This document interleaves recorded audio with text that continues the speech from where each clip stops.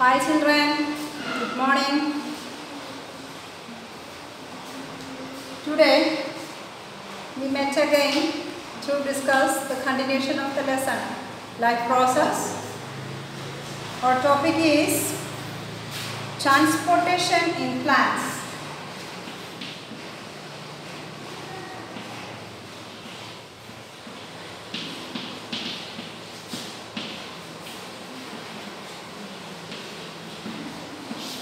Transportation in plants.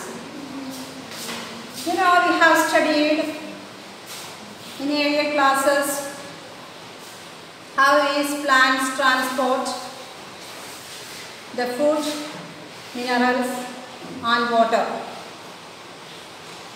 You know, for that they have conductive tissues. Which are they? Xylem and phloem. Children, can you recollect the things? Can you? Yes, which are they? They have xylem elements and phloem elements. Xylem elements are tracheid, vessels, xylem parenchyma, xylem fibers. Then phloem elements are phloem fibers, phloem parenchyma, seed tubes and companion cells. Now what are the specialities of these cells? Tracheids and vessels are tubular in cells. They conduct water and minerals vertically. It's not it? Yeah. So while phloem, they have seed tubes and companion cells. They are tubular like tracheids and vessels, but they possess perforated walls. You know, so here what are conductive tissues? So they conduct minerals, water and food from different parts of the plant body and from the soil to different parts of the plant. You know. So how the water and minerals is transported? So transport of water taking place. So by tracheids and vessels, they have pits also inside which controls the flow of water. That is the main functions of pits. These much things you have studied. So here we have studied osmosis also. What is osmosis? What is osmosis? The flow of water from high concentrated area to a lower concentrated area by a semi-permeable membrane. Here water flows to low concentrated area from high concentrated area. So that is called as osmosis. And also we also studied diffusion. What is diffusion? Diffusion, it is the spontaneous movement of substances from a higher concentrated area to a lower concentrated area. You know, what are the differences between water obeys the laws of diffusion here through a semi-permeable membrane? You know, yes. So the diffusion is not sufficient in plants. So instead of that, they need a proper strategies for transporting the minerals and water. So here in the root, you know, the plant parts are of two types. They have root system and shoot system.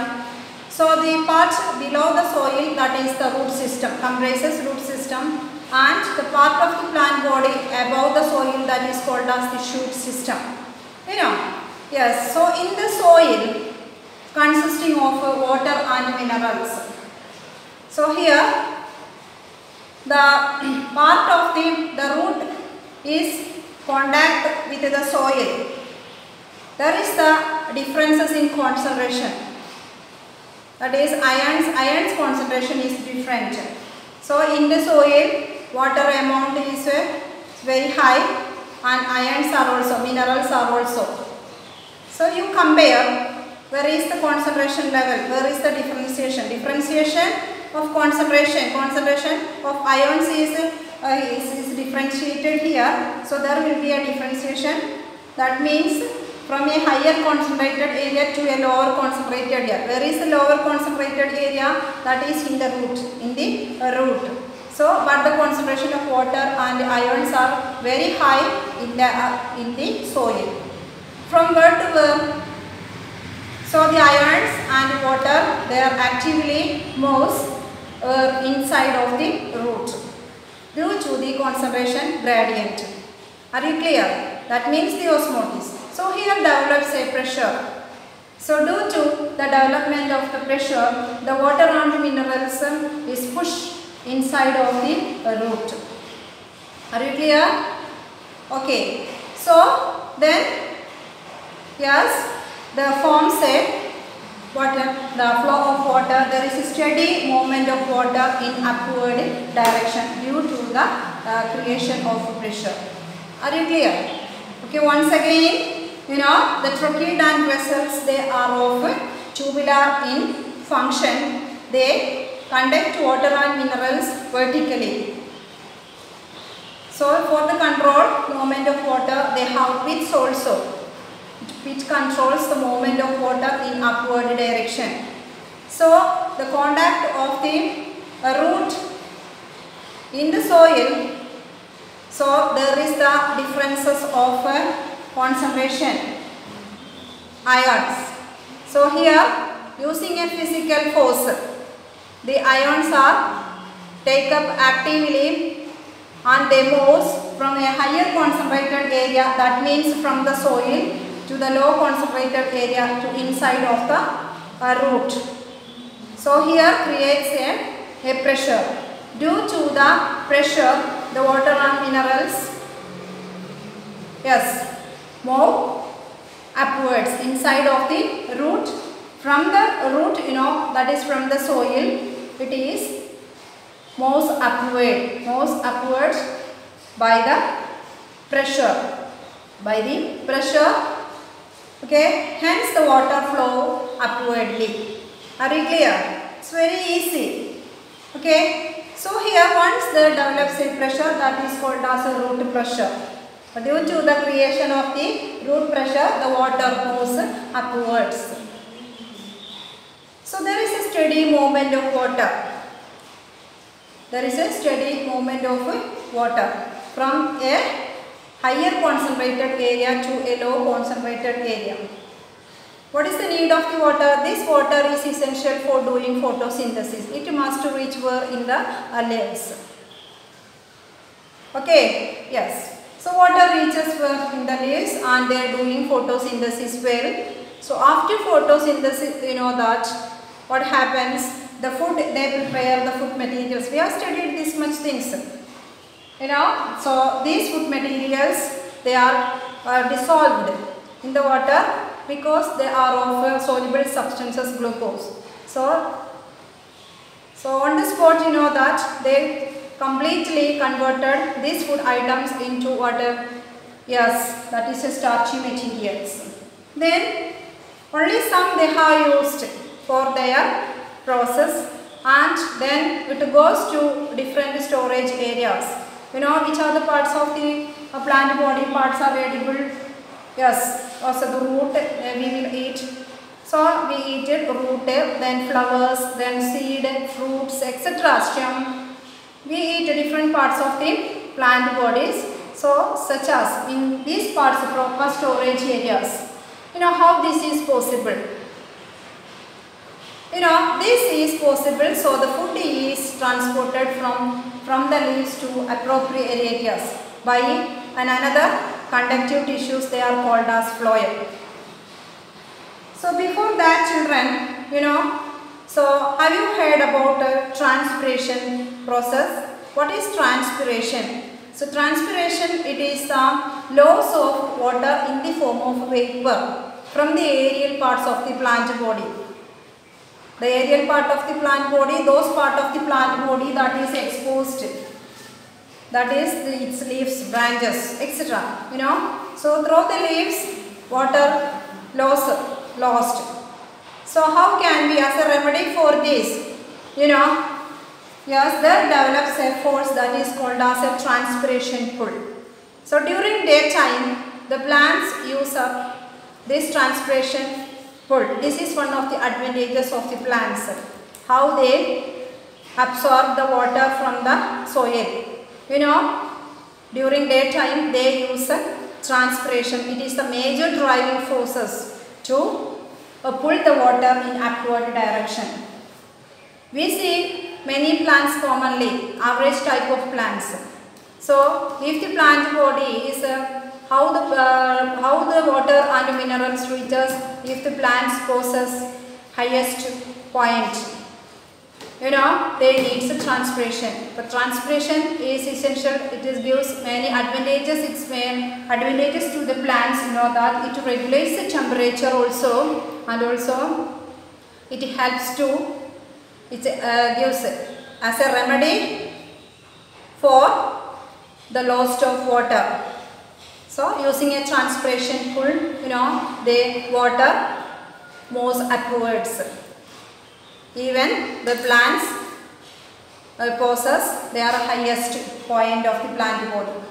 Okay. So, then they utilize this by a process known as photosynthesis.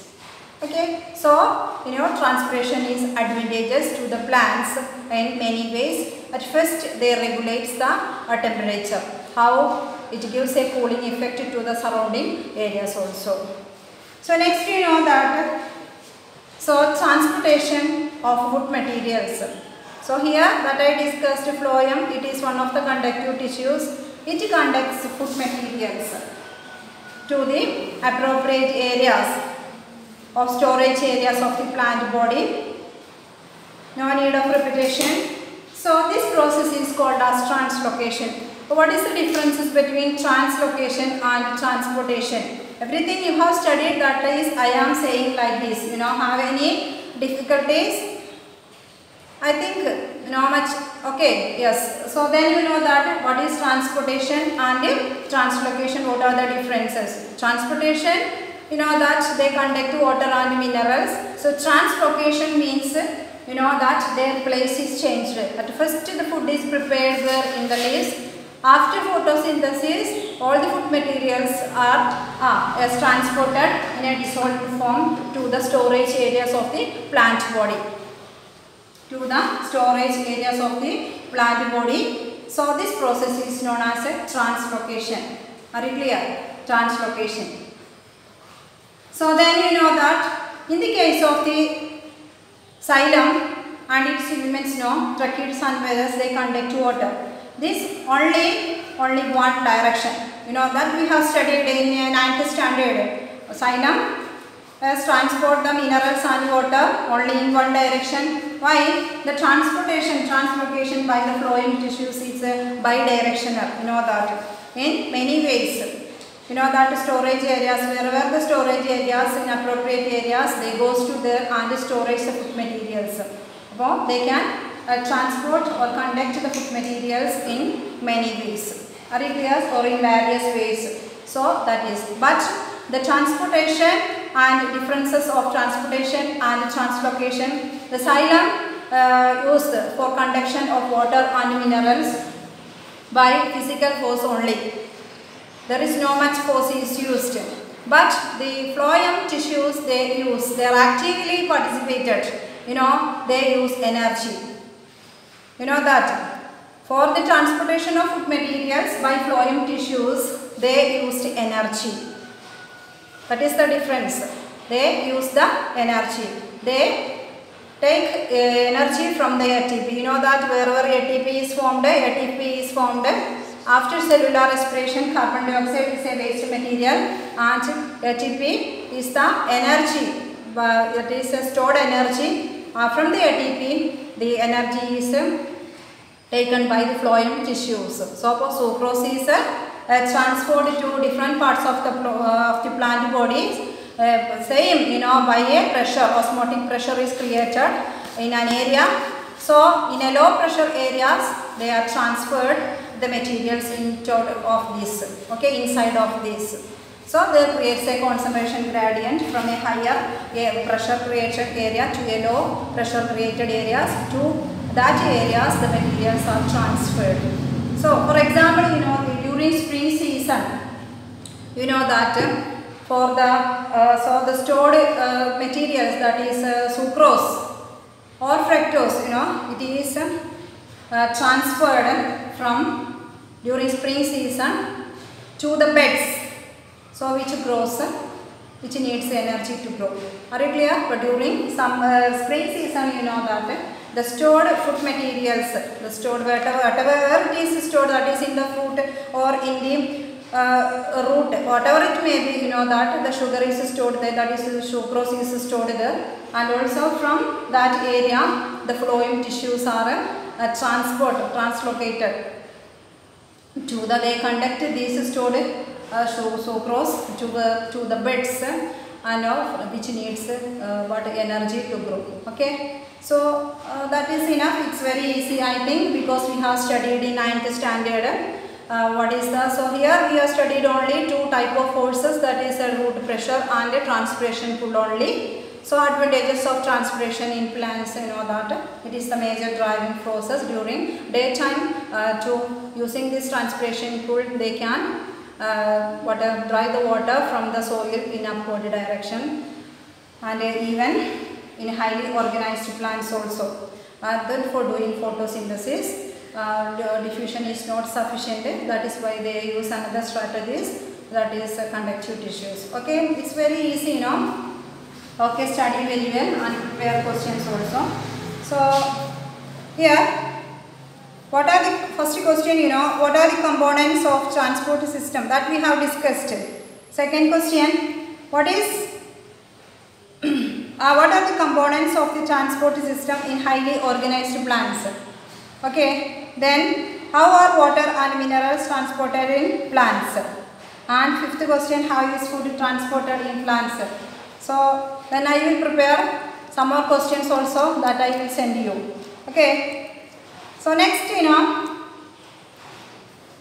okay, excretion in plants.